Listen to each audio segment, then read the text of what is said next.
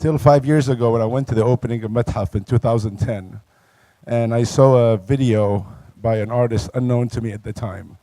And the video was about the death of his father and how he couldn't go back to Iraq to say bye-bye and give him his final respects. I fell in love with this artist, and that for me was one of the best contemporary works I've ever seen. 2 years ago, I spoke to Sadik and I said, Sadik, you have the space. During Art Dubai, we would like you to do a show for us here. And we decided on having Nat curated for us. And while the first exhibition that I saw of his had to do with his father's death, the exhibition just has to do with a small piece of paper about a boat that his nephew sent to him. Without further ado, I introduce you to a great friend, a brother, a great artist, Sadik Alfraji.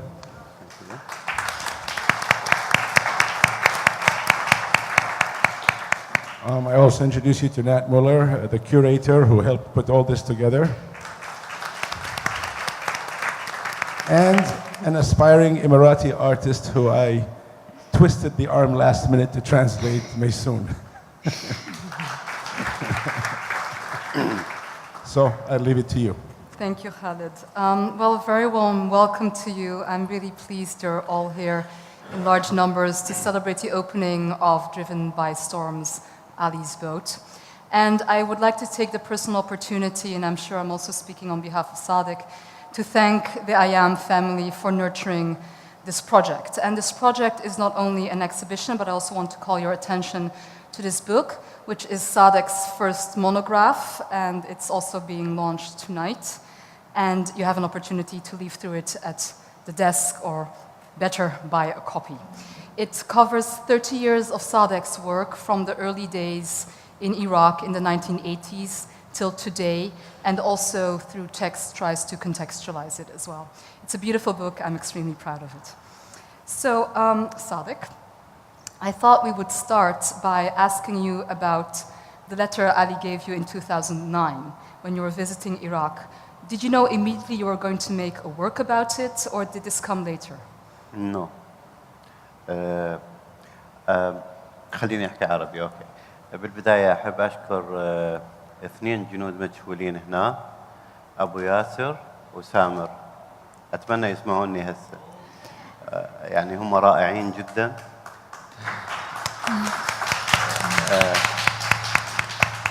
يعني لولاهم ما كان هذا الانستليشن يركب ويصير مثل ما تشوفوا هسه. شكرا سامر، شكرا أبو ياسر. Well, he basically, I have to translate, I guess. Okay. So he thanked both Yasser and Samar for all what he did. Yes. بخصوص الرسالة بالبداية أبداً ما كان بذهني أي فكرة إنه راح أستخدمها على الإطلاق. فتحت الرسالة وشفت فيها هذا الكلام البسيط والبوت القارب. أثرت بي كثير. يعني كانت لحظة عاطفة. بس كل اللي فكرت فيه بلحظتها إنه أحتفظ فيها. هذا كل شيء. At the beginning, when I first got the letter, I kept a hold of it. And once I opened it, it was so emotional to me to be able to see what was in it. And I kept it as a memory. Yes. الواقع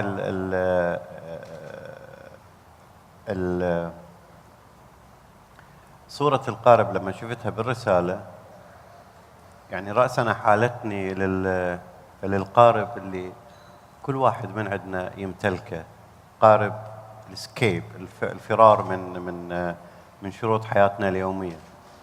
When I saw the drawing of the boat, I felt that it's a moment of escape, that usually people would escape from their daily routine.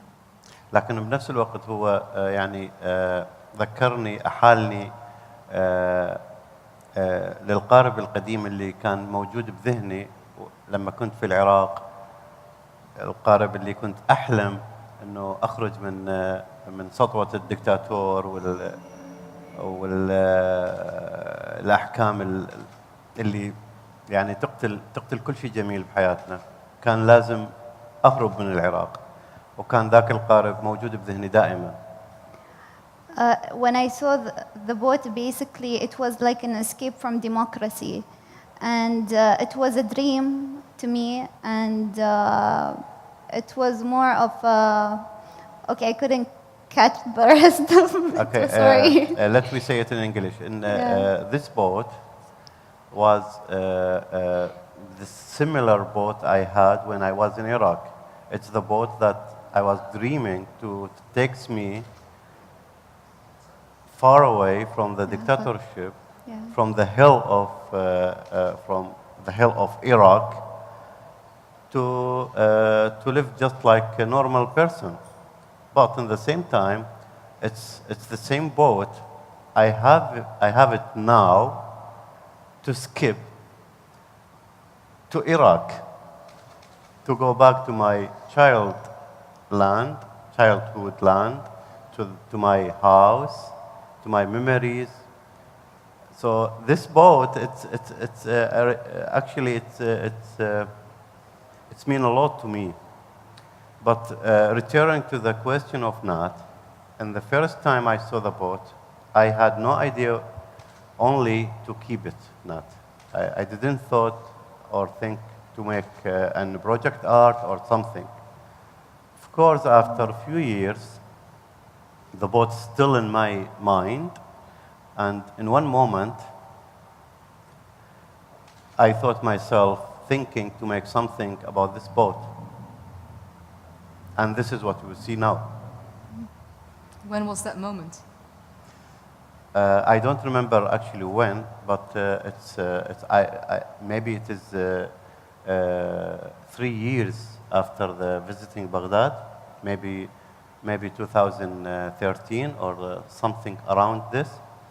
In the beginning, it starts with just telephone. I was talking with my mother, and Ali was beside her, and I heard him through the telephone. He wanted to say hello to Uncle Sadik, okay? And I talked with him, and this reminds me very in strong way to the letter. And when I opened it second time, in second time I cried because I didn't see his letter, his boat.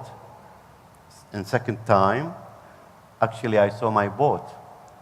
It is my boat to go to kiss my mother, to see for example, my basic school, neighborhood, all these things.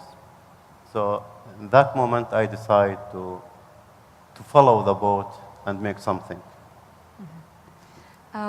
Could you talk a little bit about the different scales of the work? We have very large paintings like the one behind us and the one downstairs, more than 6 meters. But we also have the very small artist books, the sketches that we've printed out and actually hung up. Can you take us through this journey, how you work conceptually, but also technically, and the process, the difference between a painting of this scale and these artist books? How does that work? First, I have to say that this small artist books is actually it was a diary sketching. I was busy with it when I was thinking about Ali Bot. My mind was empty when I was trying to export my feeling to the paper, my thoughts. Just discover to find out the concept. This diaries puts me in very strongly way to the heart of the concept. Now, the difference of the sizes, actually I didn't decide the size, but as usual, I'm always because I don't know, because I like the big size, so I decided to make the big paintings.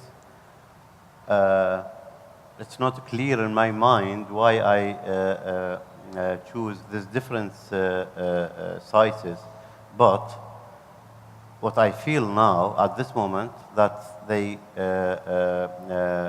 complete each other's. Okay, yeah. But I was actually asking, a painting like this is huge, and the way you work and when you tackle a painting like that is probably different than when you draw a diary. So do you draw the diary over a period of a week, a few weeks? How do you work with the painting? Is there a sketch? Is there a plan for the diary? How do they differ in how you tackle the work? The diaries takes around 3 months or more, a bit more. And And do you know in advance what every page is going to be? Do you plan it out, or it just takes you somewhere? no, I'm just following a feeling inside me.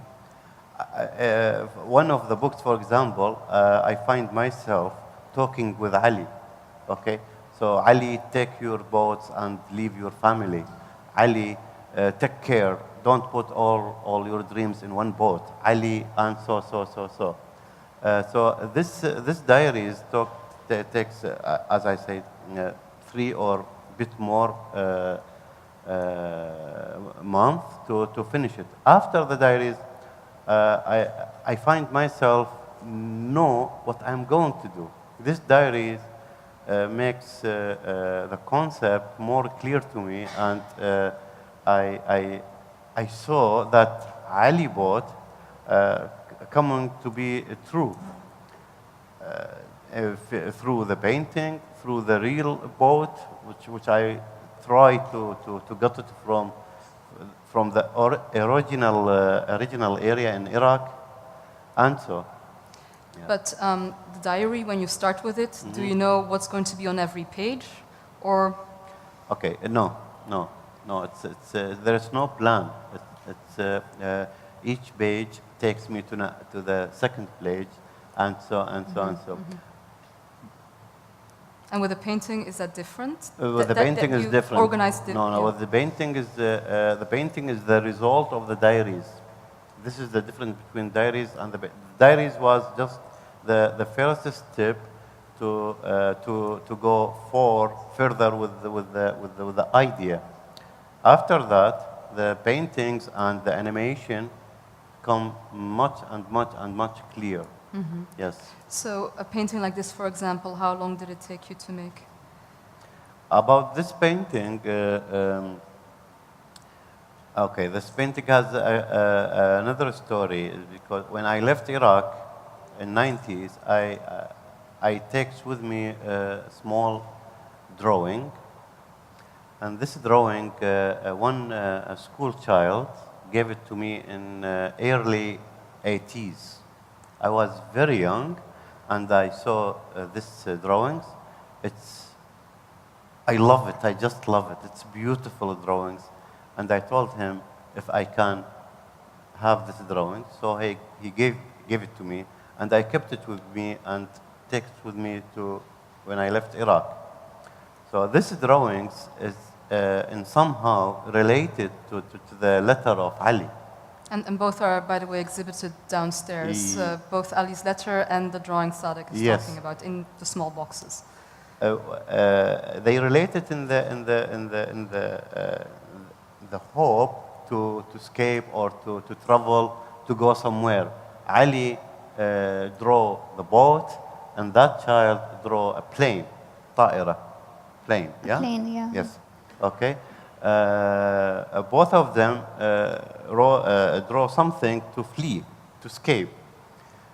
When I start with this painting, this drawing was in my mind to use it as a background of Baghdad, because this drawings, it looked like a scene from the just like you are looking through the window of the plane to see the ground, the city. I don't know this child, what is the idea behind this drawing, but it's exactly, it looked like the landscape of, from the plane. So I use it as a background of my work flying over Baghdad. This drawing is Baghdad. And how long did it take you to make it? Sorry? How long did it take you to make? Because you said the diaries took you over a period of 3 months, and a project like this. It takes time because it is not easy to bring the small drawings to be animation and big scale of painting. So So what is the technique that you used here to enlarge the original drawing? I used the print and just regular paper and Indian ink and charcoal together to make this effect. Yeah. And I wanted to ask you about the role of text in your work. It's something that recurs in much of your work, whether you're referring to literature or to well-known writers like Kafka or Rainer Maria Rilke. And what's interesting in this work, again, is that text is also an important component of the work, especially in Diary 1. Can you talk a little bit about what the function of the text is in the diary and its relationship to the image, and whether these are little stories or little vignettes? The text, it is actually just the ideas. I had it in my mind at that moment I was in the drawings. When I draw, sometimes the drawings telling me what should I tell Ali, and sometimes the text in my head telling me what I am going to drawing. So there is a relation between the text and the drawings. Sometimes the drawings lead the text, and some other time the text lead the drawing. But they work together just to say something to Ali in my imagination. But I think it's good to say Ali in my imagination during the working with these diaries, it was also me. I was talking to myself. When I tell Ali, take your boat and leave your family and your home, actually I'm telling myself, take your boat and leave everything, just like Noah. That's it. Mm-hmm. What's lovely about this project is that it has a very dreamlike quality to it. You know, there is this, much of your work deals with dislocation and exile and your own condition of living in the Netherlands for more than 20 years already and not being at home in Iraq. So there is Ali's desire of wanting to flee his country, Iraq, and your desire to return to the Iraq of your childhood. But as you just said earlier, this boat is also about leaving and about new beginnings. Mm-hmm. So I'm wondering whether you're also implying whether leaving obviously always means leaving something behind, but is it for you also a new beginning? Is it also you telling yourself, I really have to leave and I have to go back, or I have to go somewhere else? We always, it's not about only me, we always dreaming to escape. The escape is a dream of everyone here. So okay? It's a much more general escape. It is general escape. We always had the dream to escape from the conditions of our existence, okay? We try to escape from these things around us. Always, always. And we always felt, because if we escape from A to B inside our exist, we will escape from conditions to other conditions. To get complete release, We need to go outside our existence, and this is impossible. So we are just running as a circle inside this existence, dreaming to skip. To skip or skip? Escape. Escape. To skip, okay. Yeah, yeah. Yeah. What I think is interesting is what you're saying is that that notion of escaping our existential burden is very present in much of your other work.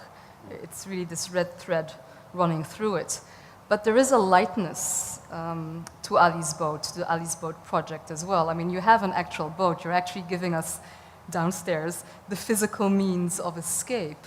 While in the other work, I feel more that you're almost implying that there is no escape from our destiny and from this cycle. But here, you're creating openings here.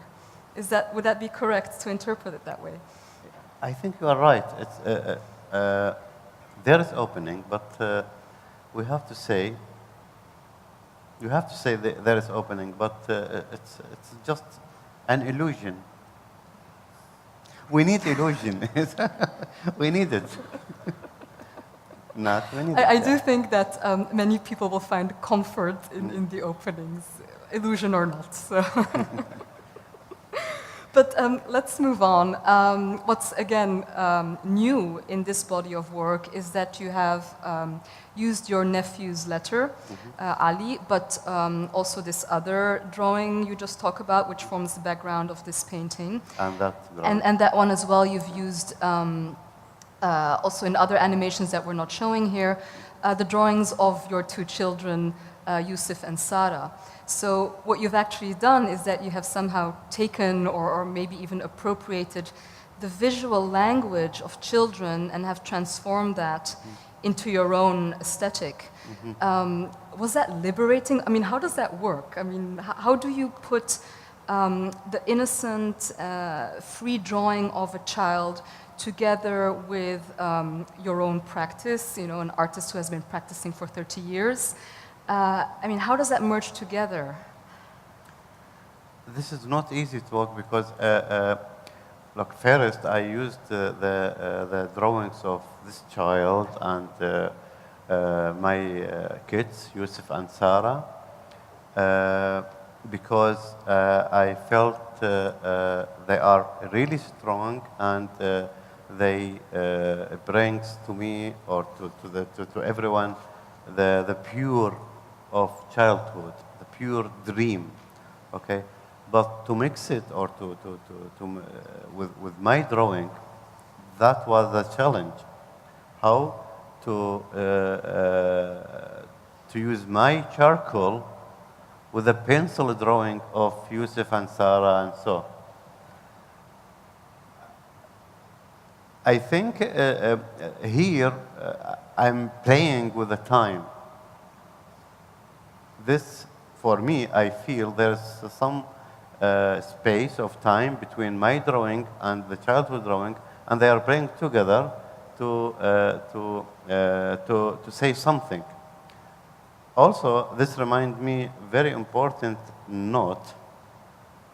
If the boat of Ali is Ali's boat and mine boat at the same time, so how to mix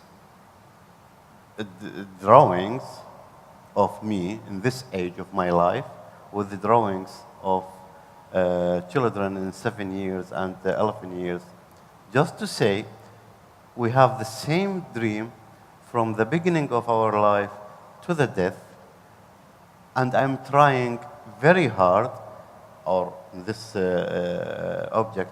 project I tried very hard to put this meaning through mixing the child drawings with my drawings. Mm-hmm. Am I succeed? Do you think? Mm-hmm. Okay. Another thing about the show, which I'm sure everybody has noticed, is that it's monochromatic. It's all black and white. And we've had this conversation before that black for you is a very important color, and I think it would be interesting if you would share what the meaning of black is, what is its symbolic, but also its cultural value for you. Yes. Actually, I am growing with the black. It's, for me, black is very holy color. Black is just all the color is black together. In my family house and in the city I grew up, there is 8 years, 40 days of blackness. It is Ashura. 10 days and then till the 40. And these days, everything is black because of the story, the dramatic story. So I always love to see my mother bring the powder. It's a kind of pigment, and she mix it with the water, with the hot water, and put our clothes, colored clothes there, and hang it to dry, and became black. That was the first black ink in my life. This black, the drops of black drops, okay, go to the ground and make something. I think this is the first vision or scene to create the black figure.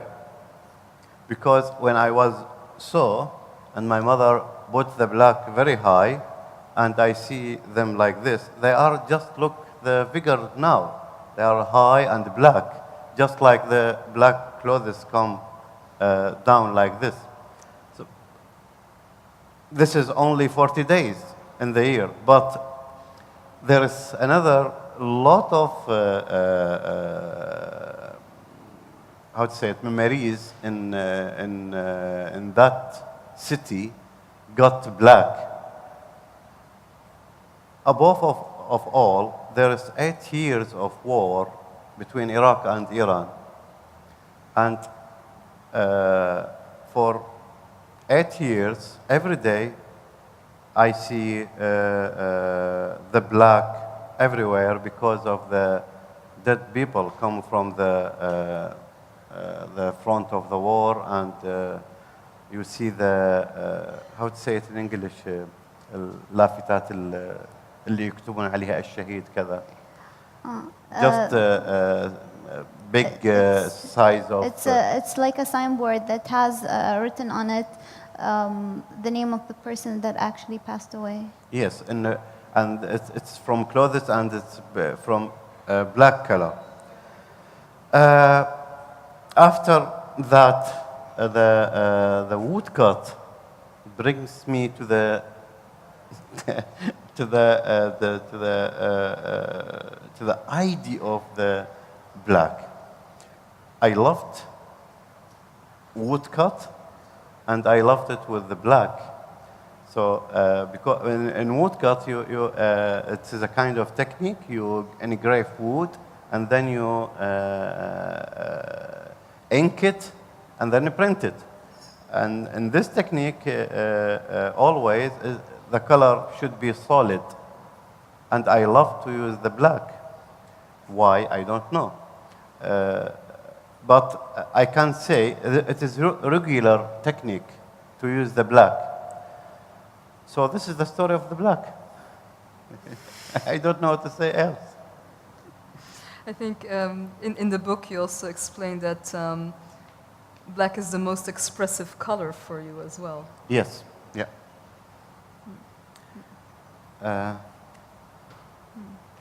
Well, let's go from woodcut to a very different type of technology. Let's talk about the animation.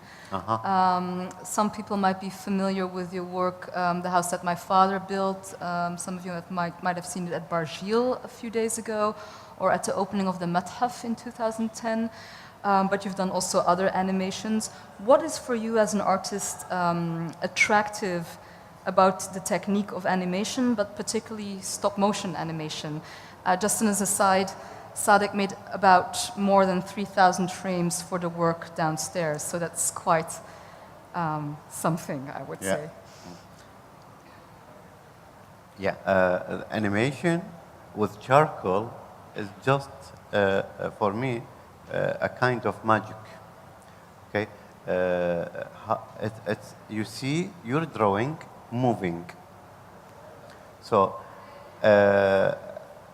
how to bring the emotion, which is always moving, to be as visual thing. I believe the animation is the best medium to get this. Sometimes I feel that the painting or drawing is not enough to express my emotions or my ideas. So the animation come in this case to fill this gap. There is a gap. I want to fill it, and the painting or drawings cannot do it. So the animation come to bring the emotions, the ideas more clearly and with more impact. This is I believe the reason behind using this medium, this technique. And I remember when I was at your studio and you were actually showing me how you were doing it, and I was asking you. And you take some. And I took some pictures. Okay, yeah. But I also asked you, so where are you going to go with this? And again, you answered, I don't know. So this boat is probably also your journey as an artist and where your work takes you as well, because you never know from the beginning where it's going to take you. It is a journey, yes. It's when I start with the animation. I had no idea what I'm going to do. I stayed around 1 month, don't do anything. I have a lot of emotions, a lot of ideas in my head. I couldn't sleep, I couldn't eat, I couldn't do anything. And there's something moving inside me, just want to go out. And I wanted to make it as usual, just normal. People put just like a table or something to see scenario. I don't know, but all this is felt. I couldn't do anything, so I decided. In one moment, I decided to start. Okay, it's a journey. You start journey, and you don't know what is the next station. This is exactly what we are doing in art. Okay, we start something and we don't know where we go. So I started with animation. It takes around 3,000 drawings. And when you asked me, I really was honest, because I don't know what is the next step. I'm going to new land. I don't know what is it, and the drawings and the emotions with these drawings guiding me through this journey. That's it. I just want to ask you a last question, because I'm sure you're all burning with questions for Sadik. It is maybe slightly off topic, but I know you've been reading the news and that the current situation in Iraq is extremely dire, and especially the destruction of cultural heritage through IS and these old cities and the museums being vandalized. What do you feel is the role, or if at all, is there a role for artists, Iraqi artists in diaspora within this context? What can you do? What should you do, or should you do something at all? I don't know. Look, honestly, I will say something. Since 2010, I saw a lot of videos in the TV in the news, in the Facebook and YouTube, not in the news because you don't see it. I saw a lot of heading, a lot of deaf people, a lot of blood.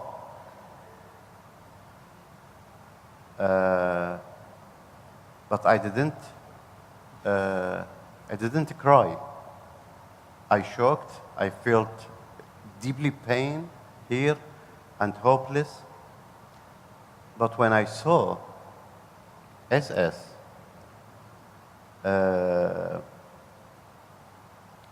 broken in Mosul Museum, I cried really high.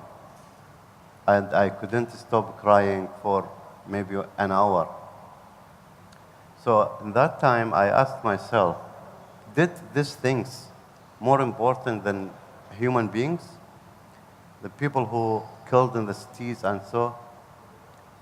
Why I didn't cry when I saw people dying, and I cried when I look at this footage? The answer was very clear to me. Not because this is more important than human being, no. But this was the final frame of the image. When they do this, they put the frame of the whole disaster. The image now is done, clear, finished. It's just complete. So I saw the disaster in that moment and I cried. Now, what artists can do with this, I don't know. It's, the artist first I have to say, artists should be a part of the phenomenon of the problem to make it, to make art about it, okay? To relate it, to belong for this thing, to make art. Now we are belong for what's happening in our countries. What we are going to do, I don't know. Things will come. But we will, I'm talking about myself, should we do something? I don't know what is it, but I believe after 1 or 2 years we will see a wave or something in art about all this hell. Or I hope. I don't know. Mm-hmm. Okay. Thank you, Sadik. Thank you very much. I'm sure there are questions. Hello, Sadik again. Hello, Khalid. Sadik, I've known you for 5 years now, and I've known Sadik the man, not Sadik the artist. And Sadik the man I know is a man that's always laughing, that's full of hope, that takes picture of his kids on the lawn of his newly bought home going to school. And Sadik the artist that I met tonight is somebody that's very pessimistic, where even a bright light at the end of the tunnel is a train coming to hit us. Which person are you, or are you both? I'm both. Look, I believe that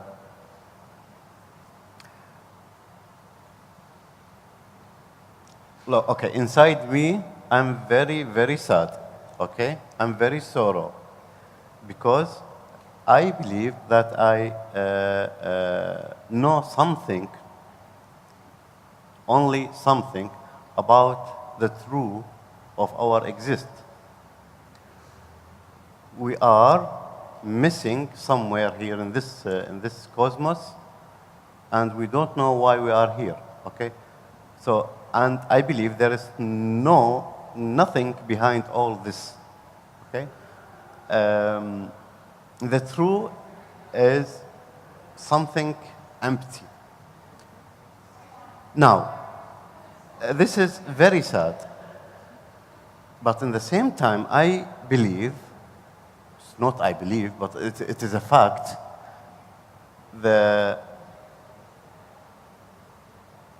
To know the truth is the best way to release.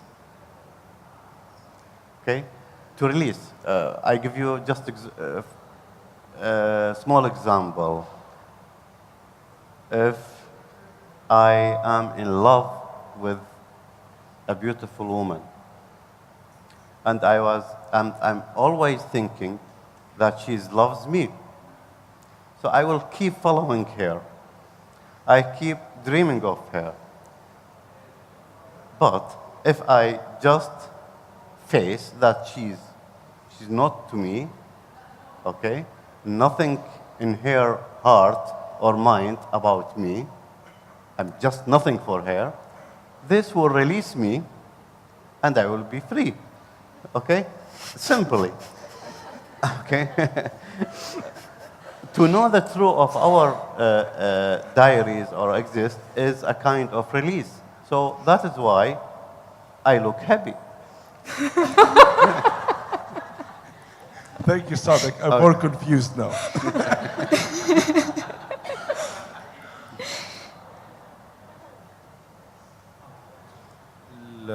Hello. The answer is a bit similar, but I can fix the question. السؤال كنت أسألك شغلك القديم أيوة. كان فيه غضب وقهر بس لما تقارن شغلك الجديد سبيشلي بالفيديو فيه حزن أو زعل أكثر. السؤال هو أنت أحاسيسك اللي تغيرت هالزعل إجا من تطوير أحاسيسك ولا قررت أن تعبر عن الموضوع بطريقة ثانية؟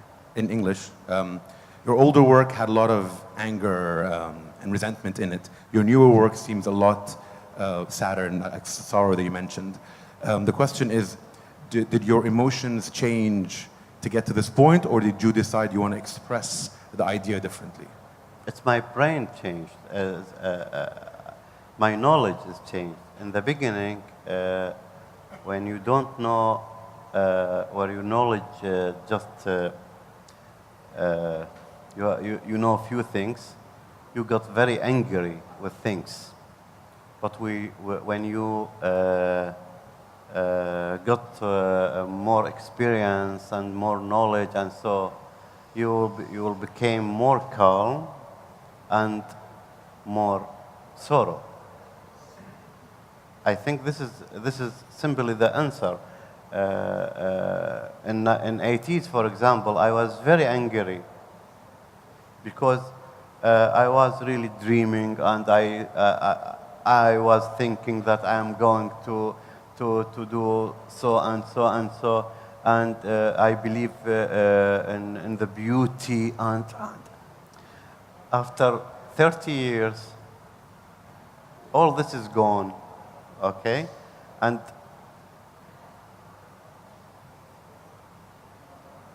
I became what you see now. But if I just may say, I think that many people actually also derive a lot of comfort out of your work and hope, especially this project. So I think people, react very differently than how you see it. The boat of Ali gives me some hope. I'm very happy. Yeah, it's a kind of magic because it's remind me my boat also. It's my boat. So there's a boat to take it and go somewhere. Yeah, there's hope always. Good. Yes. How is Ali doing? Now? Yeah. He's another person now. He's not Ali, the same Ali I met. Now he's a teenager and not that child I saw.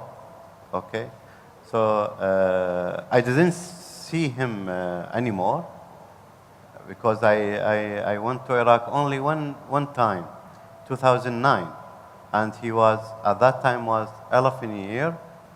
Now he is something like 16 or around. So he's a different person now. I think he's following study art now. Does he know the inspiration? Like, does he know? No, no. I didn't tell him because I always was concerned, afraid if I show him something, he will talk, and this will make something wrong here.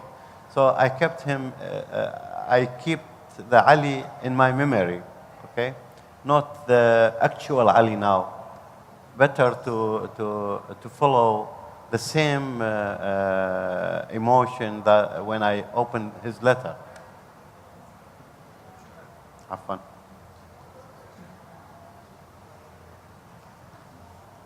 Hello. You mentioned the metaphor about loving a woman and she not loving you back and that setting you free. To further on that, what if she does love you back? Does that set you free as well? Do you believe this? هو كان يرمز عن الحرمة إذا أنت مثلا يوم أنت كنت تسوي الوجه الشبه والشبه به عن يوم أنت كنت تبغى أن تتركك حرة. ما فهمت السؤال شنو؟ تعرف إيش اها اها بعدين عرف انه بتحبه المرأة بحس حاله فري كمان ولا بيرجع؟ Do you have this experience before?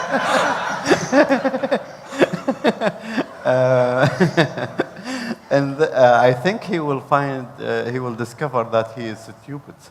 Okay? So,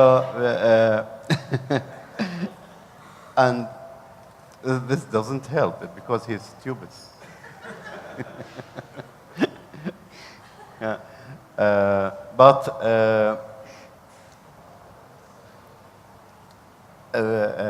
Your question is not fit with my answer. The reality I'm talking about is more stable than the example I gave. Okay?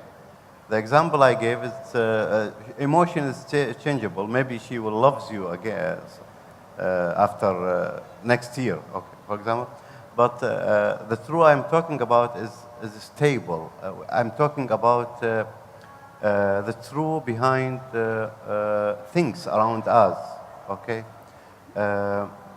we are seeking to know the truth. Okay, because this is how our brain work. Okay. So it's existence, not love. Existence doesn't change. What you mean? Existence, حياة. Uh-huh. الحياة بتتغير، بتتغير شيء. There is two phases of our diary life. The above level, what we see now, and this is changeable, and the deep level, and this is stable. We cannot change it. We have no choice to do anything. Okay, we are just driven by storm. That's it.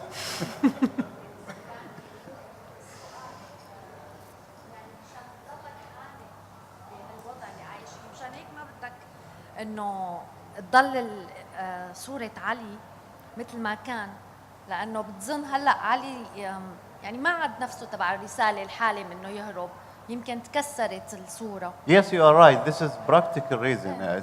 Can you just first maybe sorry. translate the question? So. ممكن تعيدين السؤال اسمحي لي. She asked me that yeah, okay, about the person Ali. It is the same question of here. Why I didn't try to contact Ali?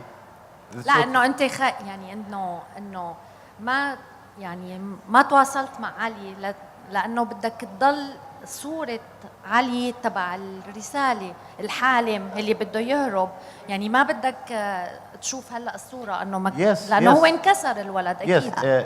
Yes, you asked me. لا انا عم بقول لها مشان تترجم هلا بعدين انت بتحكي. She was saying that he wanted to keep the memory of Ali in his mind. He doesn't want to see the new Ali, so he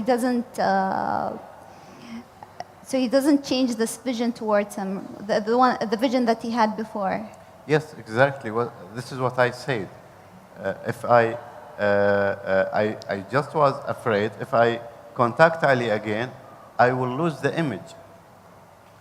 I'm working with this project. There is an image I follow it.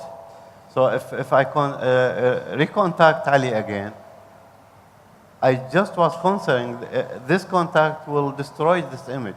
So I was really careful to contact him. I had many contacts with him, but I never told him about this project. Yes. Yeah. Well, thank you very much, everybody. Thank you, Sadik. Thank you, Nat. He speaks English better than both of us. I don't know why we needed a translator. No, I have a terrible English. Oh, sorry. I'm sorry about my English, okay? Thank you, everybody. Please enjoy the show, and bravo, Sadik, and bravo, Nat. Thank you.